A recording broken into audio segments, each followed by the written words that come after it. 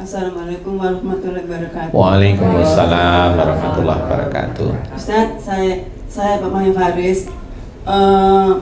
Beberapa Papa apa mama? Mama. Oh mama.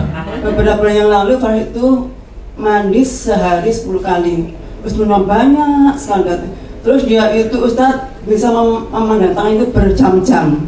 Kalau mukul sakit banget Ustaz. Pernah dipukul itu orang ke rumah tuh nangis langsung. Faris itu juga makan bawang putih, bawang merah enggak. Empon-empon semua dimakan Ustaz, mulai dari kunyit, mentah, rempah-rempah itu semua dimakan. Kecuali bawang merah mentah enggak, bawang putih makan. Iya, terus kalau itu Ustaz, kalau malam Jumat itu kayak kesurupan Ustaz. Kalau mau Gimana? Ya, kayak kesurupan tuh gimana? Pertama ngeludah kita, diludahin. Setelah itu dia sendiri dipukul. Setelah itu nyariin kita Ustaz, sampai dekat dilempar, diludahin begitu. Iya, oke. Ibu, siapa namanya putranya? Faris. Mas Faris ini dulunya normal apa enggak normal?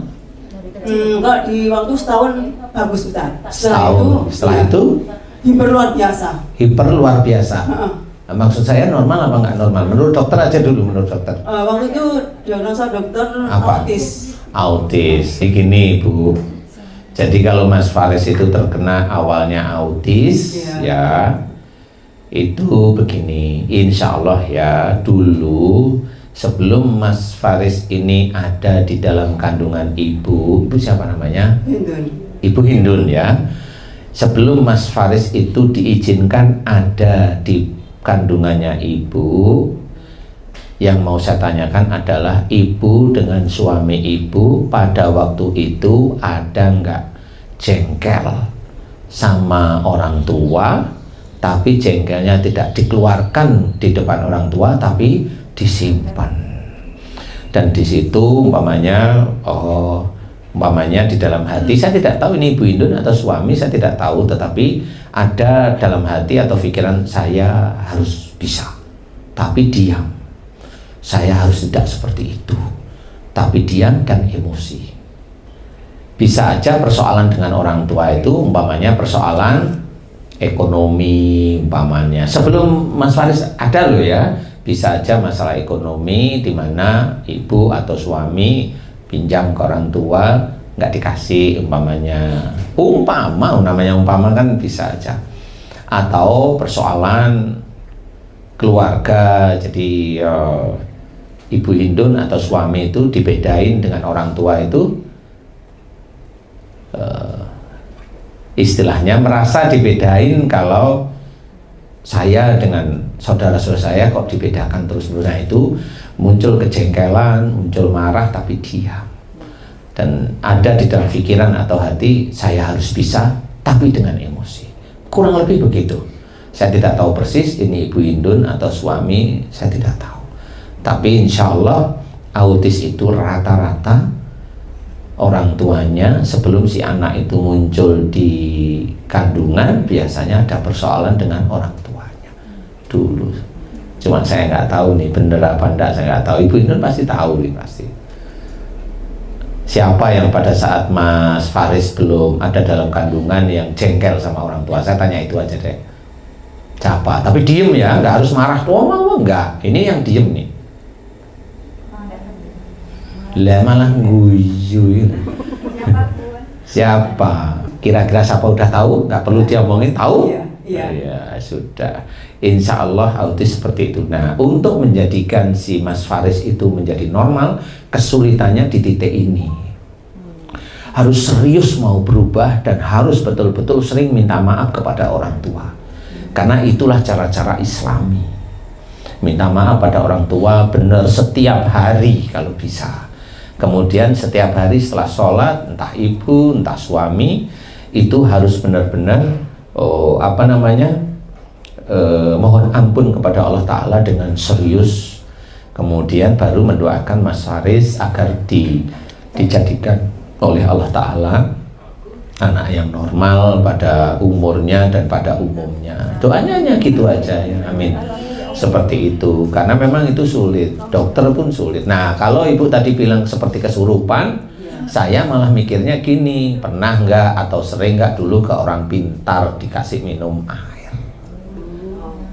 Betul? Nah, ya itu yang bikin kesurupan malam Jumat. Jadi ibu insya Allah doakan, kalau dulu memang yang salah umpamanya ibu, ya mohon ampun ya Allah, jika Faris anakku seperti ini autis, jika dulu saya ya pada saat saya menikah Faris belum ada dalam kandungan, saya jengkel dengan sebutkan ayah atau ibu, karena dulu ayah saya begini sehingga saya marah, saya nggak mau ngomong, saya kemudian berjanji saya pasti bisa.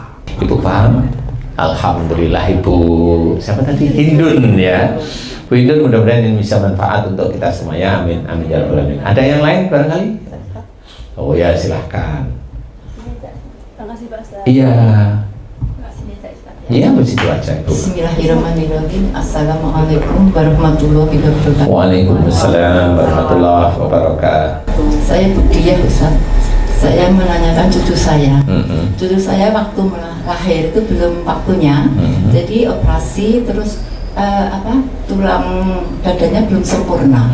Jadi selama lebih dari 9 bulan itu nafasnya terengah-engah terus tuh, seperti tekuan tuh Ustaz.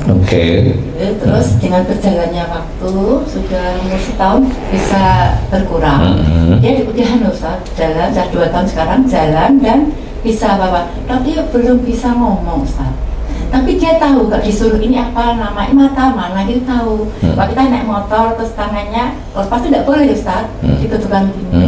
Terus sampai sekarang dia belum, mohon maaf Ustaz, belum bisa bicara. Ya, emang umurnya berapa Bu? 2 tahun lebih Ustaz. Oh ini jadi moga-moga saya minta doa, jangan sampai. Lu kok minta doa itu?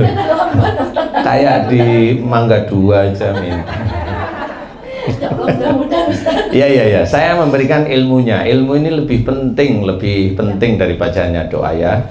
Ibu, kalau si adik, siapapun, jadi nggak cuma cucu ibu siapapun si adik, kalau memang sejak kecil belum bisa bicara, tapi umur 2 tahun mudah-mudahan nanti diberikan bisa bicara normal sama Allah ya. Tapi mudah-mudahan ini bisa menjadi ilmu. Gini Bu, kalau adik itu belum bisa bicara, kalau awal itu napasnya seperti itu kemudian belum bisa bicara, biasanya dulu salah satu orang tuanya menyimpan marah kepada orang tuanya dan berapa bulan nggak mau ngomong, dah itu aja. Ibu bisa detek siapa kira-kira anaknya ibu atau menantunya ibu yang seperti itu, kan bisa deteksi ini bukan ibu yang salah, jadi si orang tuanya. Siapa yang kira-kira kalau jengkel itu diem, nah itu aja dulu. Anak saya sendiri. Nah ya pakai mic dong, pakai mic. Anak saya yang Ustaz, kalau dari kecil memang anak saya Mas Arif tuh kalau marah itu diem. Nah ya itu seperti papahnya juga gitu. Lah iya, lah kan berarti benar. Nah genetik itu harus dihilangkan. Nah itulah yang akhirnya menjadi penyakit. Kalau ada anak keluar dengan cacat atau kurang, jangan bercerita itu kedoliman Allah. Enggak. Tapi Allah menurunkan seperti itu sempurna sudah. Nah yang koreksi itu orang tuanya. Jangan diam, kalau ada masalah diam, ya selesai. Nanti betul. Nah sebenarnya kenapa diam itu tidak boleh? Allah menganjurkan dalam Quran wasawiru fil amri. Jadi ini harus kita ketahui. Jadi musyawarahlah kita dalam segala urusan dunia. Kalau umpamanya dulu garwa panjenengan itu diem, nah diemnya itu sebenarnya salah. Bukan diem itu emas. Lah akhirnya cucunya ya ikut diem sekarang. Lah kalau ikut diem suruh ngomong katanya diem emas. Lah itu diem beneran protes. Nah di situ bukan. Makanya diam itu emas kalau orang itu banyak bicara. Kalau orangnya diam, dia juga harus belajar bicara, karena kalau mamanya dia sebagai imam, dia harus menundukkan makmumnya. jadi bukan imam, akhirnya diem. Nah, disinilah si adik itu dikasih tahu kepada putra panjenengan yang diem. Beliau memang ada jengkel dan marah yang disimpan dada. Kemudian nggak mau ngomong itu karena diamnya. Kalau beliau udah nggak mau, beliau udah jengkel atau marah, jenengan udah paham, beliau diam. Nah, itu kesalahan. Diam tapi marah, bukan diam tapi ngalah ya, beda ya. Diem ngalah itu kan ininya nyantai, diem marah itu kan ya beruang terus langsung kemana gitu aja. Nah, paham nggih?